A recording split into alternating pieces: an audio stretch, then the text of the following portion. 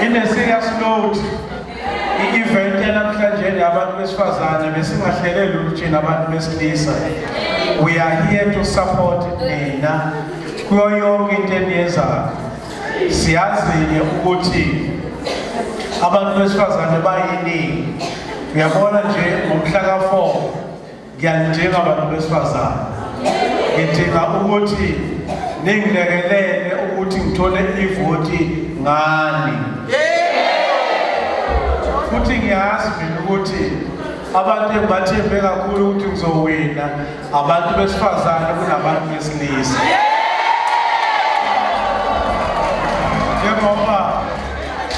Njengoba abantu besifazane bebaningi ibona banamavoti amaningi. Kodwa-ke inhlalakahle yomndeni sifisela wonke umuntu kungabikho inkinga kuyikhaya nekhaya ukuze sonke sikwazi ukuqhubela kahle. Nathi siphethe umasipala nje kungenxa ye-support, kungenxa yemkhuleko yenu, kungenxa yefiso zenu. So ngaphandle kwenu inhlalakahle ezweni nasemhlabeni ayikho. Ingakho sifisa abantu besifazane sibafisela okuhle kodwa. Nizwileke bantu besilisa masikhuluma ngosuku olulodwa but it's not enough.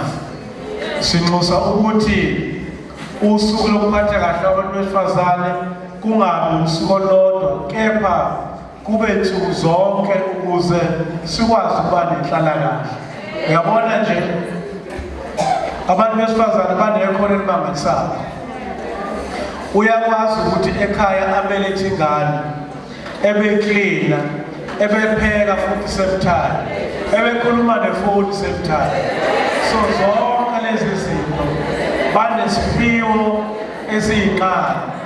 Mangathiwa kupheka mina nje kungafanele kube konke lokhu futhi akufune emsindo la ucingo maliphosa ngale. Kodwa nina ngenxa yesiphiwo senu ngiyakwazi ukumultitaska izinto zibe yi-success zikwazi ukuqhubeka. Ngifisela-ke okuhle kodwa kulolu suku iziyophela inyanga iganxamele ngalena nangalena nangalena. Okuhle kodwa uNkulunkulu aligcine alibusise.